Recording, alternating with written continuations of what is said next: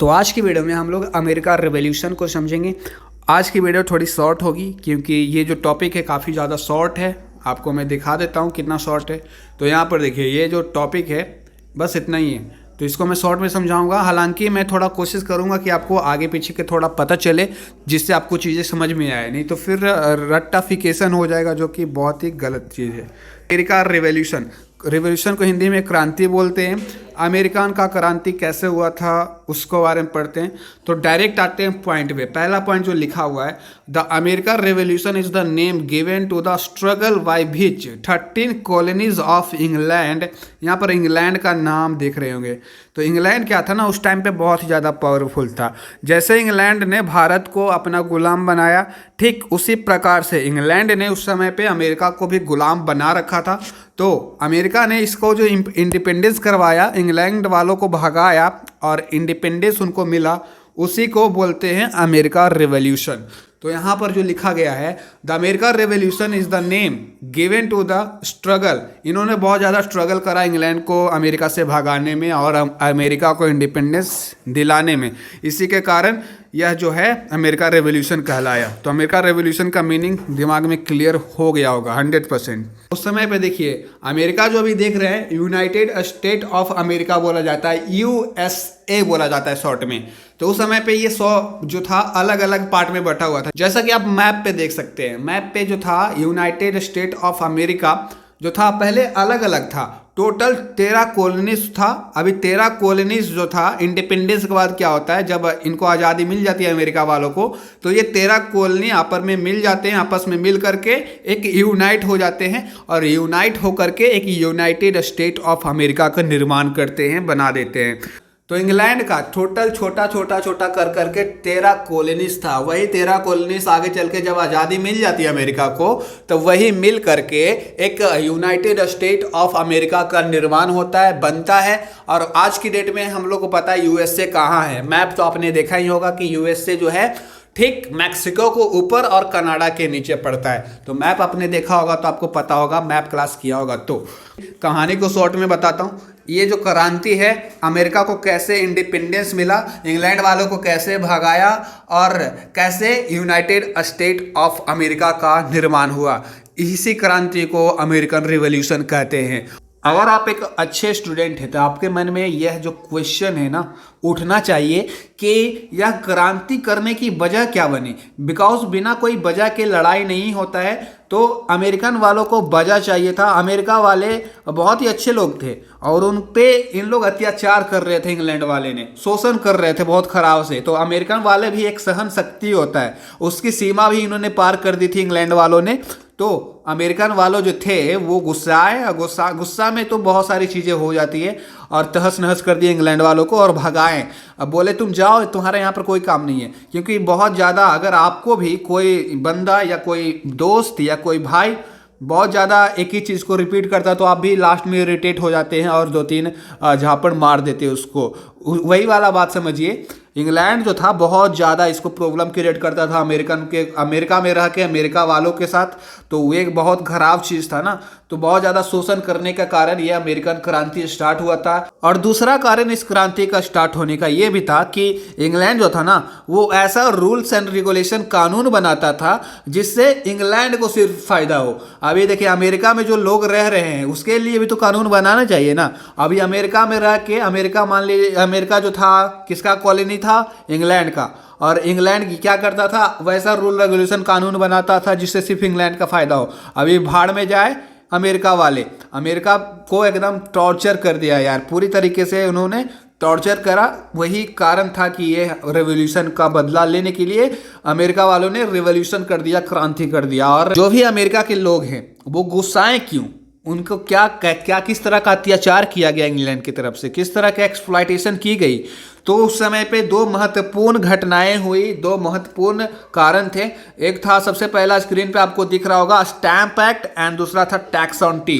Tax on T कब लाया गया था? 1767 में लाया गया था। एग्जाम में क्वेश्चन आ जाता है, टैक्स ऑन टी कब लाया गया था? 1767 में लाया गया था। किसके द्वारा? इंग्लैंड के द्वारा। किन पे?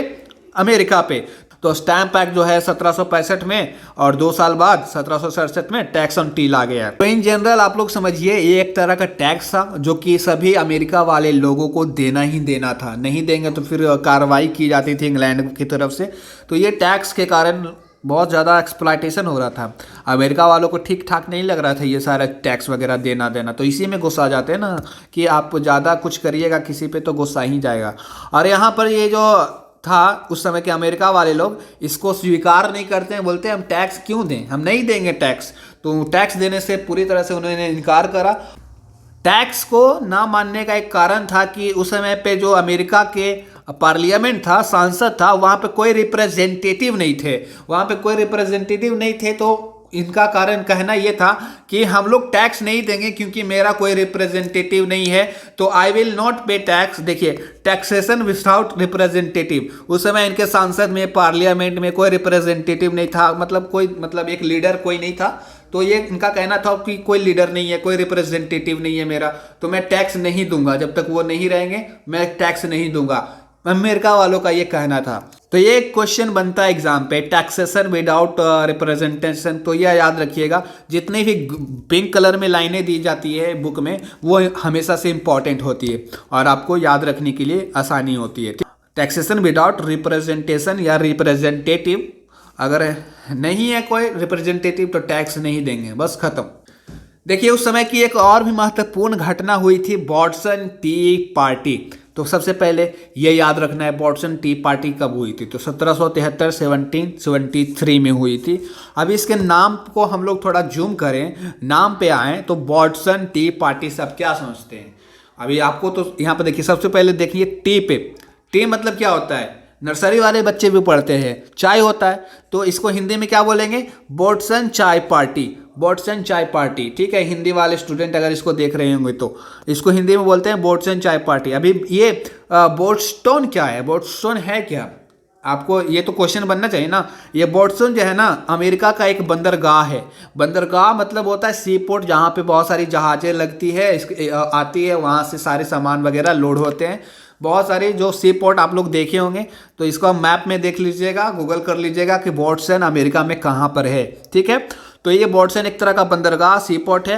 और बॉस्टन टी पार्टी मतलब समझिए, ये उस समय पे इंग्लैंड ने क्या करा था, अमेरिका वालों लोग पे इन्होंने क्या कर दिया, टैक्स लगा दिया था चाय पे, अत्यधिक टैक्स, मनमौजी टैक्स लगाया था, जो कि बिल्कुल ही अस्वीकारनीय था, मतलब स्वीकार नहीं किया इसको, बिल्कुल तरीके से नकार दिया गया अमेरिका वालों लोग की तरफ से। और यह जो है 1773 में लाया गया था। ये याद हो गया आपको, 1773 वाले क्वेश्चन बनते हैं एग्जाम में, तो याद करके रखना। यहाँ पर लिखा भी गया है tax on tea led to trouble. किसको ट्रबल होगा, किसको परेशानी होगी? इंग्लैंड वालों को ट्रबल में डाल देगा ये टैक्स लाने के कारण, क्योंकि पगलाए हुए हैं अभी अमेरिका वाले लोग, कुछ भी कर देंगे ज़्यादा गुस्सा दिया तो। अभी देखो बवाल होने वाला है मेरे भाई। देखो ये जो अमेरिका वाले लोग हैं ना, इस टैक्स को देख करके पगलाए। अभी क्या किए इन्होंने क्या करा, बॉस्टन जो था बंदरगाह, वहां पे पहुंचे। वहां पे क्या आता है, इंग्लैंड की तरफ से, इंग्लैंड से भरा एक जहाज आता है जिसमें बहुत सारी चाय होती है। तो ये देखते हैं कि इंग्लैंड से जहाज में भरा हुआ चाय आ रहा है, तो क्या करेंगे, इन्होंने क्या करा, उस चाय को लिया। और इनका जो नेतृत्व कर रहे थे, अमेरिका का जो लीडर उस टाइम पे थे, उनका लीडर का नाम याद रखिएगा। उस लीडर का नाम आप लोग को याद रखना है, एडम्स नाम था, सैमुअल्स एडम्स। ठीक है, सैमुअल्स एडम्स के नेतृत्व में अमेरिका वाले लोग कहाँ पहुँचते हैं, बॉस्टन। बॉस्टन पर कौन आ रहा था, इंग्लैंड के जहाज आ रहा था जिसमें चाय लदी हुई थी बहुत सारी। और इन्होंने क्या करा ना, चाय जितना भी था पानी में फेंका, बोला नहीं आएगा, नहीं बिकेगा चाय, टैक्स नहीं देंगे ना चाय बिकेगा। इन्होंने गुस्सा में बहुत सारी चीज़ें वहाँ पर कर डाली। जितनी भी बोरियां थी चाय से भरी, उसको क्या करा, उन्होंने समुद्र में फेंक दिया। जिस कारण क्या होता है, इंग्लैंड वालों भी तो गुस्सा आएगा क्योंकि उनका सामान समुद्र में फेंक दिया गया है।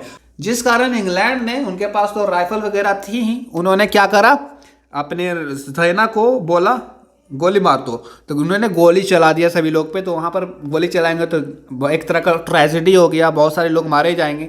तो बॉस्टन टी पार्टी आप लोग बता देंगे अगर कोई आपसे पूछता है फ्यूचर में तो फिर से सुनिए। बॉस्टन टी पार्टी एक तरह का टैक्स था जो कि इंग्लैंड के द्वारा लाया गया था, किन पे, अमेरिका वाले लोग पे। और इस टैक्स में कहा गया था कि सबको टैक्स देना ही देना है, नहीं देंगे तो फिर दिक्कतें आ जाएंगी।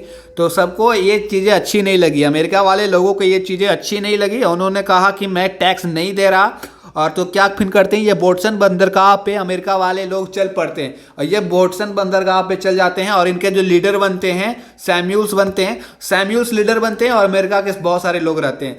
जो इंग्लैंड से जहाज आ रही थी जिसमें बोरियों में लदा हुआ बहुत सारा टी था, बहुत सारा चाय था, तो उसको क्या करते हैं, सभी बोरी को फेंक देते हैं पानी में, समुद्र में फेंक देते हैं।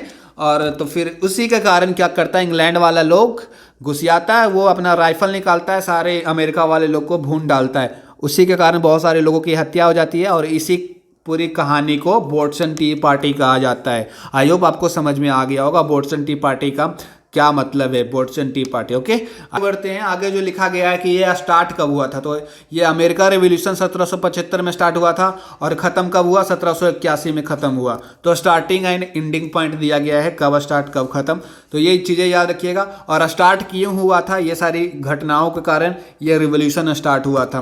तो आई होप समझ गए होंगे कि क्या कारण थी। अभी आगे देखिए, ऑन जुलाई 4, 1776, 4 जुलाई को 1776 को इन्होंने खुद को डिक्लेयर कर दिया, डिक्लेरेशन ऑफ इंडिपेंडेंस, खुद को स्वतंत्र घोषित कर दिया। अमेरिका वालों ने बोला अभी मेरा पे कोई अधिकार नहीं है, इंग्लैंड वालों का अधिकार नहीं है, मैं एक स्वतंत्र देश हूँ। उस समय के बहुत ही महान कवि थे, जिसमें एक है थॉमस जेफरसन। उन्होंने फैला दिया कि अमेरिका जो एक है बहुत ही स्वतंत्र और इंडिपेंडेंस और एक बहुत ही शांति प्रिय देश है। वहाँ पे बहुत के लोग बहुत अच्छे हैं, बहुत सारी चीज़ें फैला दी गई, आग की तरह वायरल हो गई सभी चीज़ें। और यह घोषणा करते ही अमेरिका वाले लोग फिर क्या करते हैं, आंदोलन स्टार्ट कर देते हैं। किनके खिलाफ, अंग्रेजों के खिलाफ। और यह जो आंदोलन था, ऐसा बिल्कुल मत समझ लेना गांधी जी जैसा था, नॉन वायलेंस, पूरा वायलेंस वाला ये आंदोलन था। और यह आंदोलन में बहुत सारी लड़ाइयाँ भी हुई, वार भी हुए और वार में बहुत सारे लोगों की जानें भी गई। अमेरिका के जो लीडर थे उस समय पे, आर्मी लीडर बोल सकते हैं, जो सेना का नेतृत्व कर रहे थे, उनका नाम आप लोग याद रखिएगा, वाशिंगटन सुंदर। अरे यार सॉरी, वाशिंगटन सुंदर तो इंडियन क्रिकेट में है, उसका नाम था जॉर्ज वाशिंगटन उनका नाम था। तो याद रखिएगा, इनका सेना प्रमुख उस समय पे कौन थे, अमेरिका के सेना प्रमुख जॉर्ज वाशिंगटन थे। और यह लड़ाई लगभग कब तक चलता है, 1783 तक चलता है। 1783 तक इसका लड़ाई चला, ठीक है, 1783 तक ये लड़ाई चला। उसके बाद ये लड़ाई खत्म हो गया था। उसके बाद इंग्लैंड वालों ने देखा यार ये सब रुकने का नाम ही नहीं ले रहा, धीरे धीरे हावी होते जा रहा है इंग्लैंड पे। एक समय ऐसा आएगा कि इंग्लैंड को भी लूट लेगा अमेरिका वाला, इतना ज़्यादा ये हावी हो गया। इंग्लैंड वाले भी समझदार थे, बोले नहीं यार अभी इनको छोड़ के ही जाना अच्छा बात है। तो उन्होंने समझौता करा है अमेरिका वालों से कि ठीक है, आप अपना देश संभालिए, अब हम यहाँ से चलते हैं, अभी हम यहाँ नहीं रहेंगे, आपका देश अब आज़ाद हो चुका है, आप इंडिपेंडेंट हो चुके हैं। तो इनको एक समझौते के तहत, एक एग्रीमेंट के तहत इन्होंने क्या करा, इंग्लैंड वालों ने अमेरिका को आज़ाद कर दिया 1783 में। याद रखिएगा 1783 में इनको आज़ादी मिल जाती है फाइनली। यहाँ पर लिखा गया है इन 1783 England acknowledged American independence. Treaty of Paris, समझौता का नाम था treaty of Paris. George Washington was the elected first president. George Washington कौन थे, आपको मैंने बताया था, सेना प्रमुख। वही आगे चल के क्या बनते हैं, पहले प्रेसिडेंट बन जाते हैं यूएसए के, अमेरिका के, ठीक है। तो ये सारी चीज़ें याद रहेगी आपको, मैंने समझाया। ये वाले लाइन सिर्फ पढ़ लेना, एग्जाम पॉइंट ऑफ व्यू से इंपॉर्टेंट है। तो इंग्लैंड वाले यहाँ से जा चुके हैं, अभी इनको क्या करना है, इन भी तो इंडिपेंडेंस डे मनाएंगे यार। इंडिया वाले जो कब 15 अगस्त को मनाते हैं ना, ये भी 4 जुलाई को इंडिपेंडेंस डे मनाते हैं। याद करो 4 जुलाई को इन्होंने खुद को इंडिपेंडेंस घोषित कर दिया था। इनको आज़ादी मिली नहीं थी, इन्होंने खुद को किया था घोषित कि मैं अभी इंडिपेंडेंट हूँ, इंग्लैंड पे मेरा कोई अधिकार नहीं, इंग्लैंड मेरे पे कोई अधिकार नहीं है। तो इन्होंने खुद को घोषित कर दिया था, डिक्लेयर कर दिया था। इनको आज़ादी तो मिलती है 1783 में जाके, लेकिन ये घोषित कर देते हैं पहले ही 1776 में ही, 4 जुलाई 1776। और हर साल 4 जुलाई को क्या मनाया जाता है, इंडिपेंडेंस डे मनाया जाता है अमेरिका में। आज आप समझ गए होंगे, आगे बढ़ते हैं। सभी चीज़ें मैंने बता दी है, आप वीडियो को पीछे करके सुन लेना अगर आपको समझ में नहीं आया हो तो। ठीक है, आज की वीडियो में बस इतना ही। आगे चल के हम लोग कुछ और भी समझेंगे और अच्छी चीज़ें पढ़ेंगे। Thank you for watching my video.